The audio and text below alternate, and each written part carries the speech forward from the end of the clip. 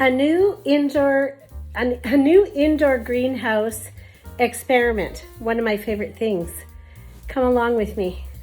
So we had this little abandoned indoor greenhouse because we did have all our licenses for medicinal cannabis, and for whatever reason we just, we let it go. But I said to my husband, we have these beautiful LED lights.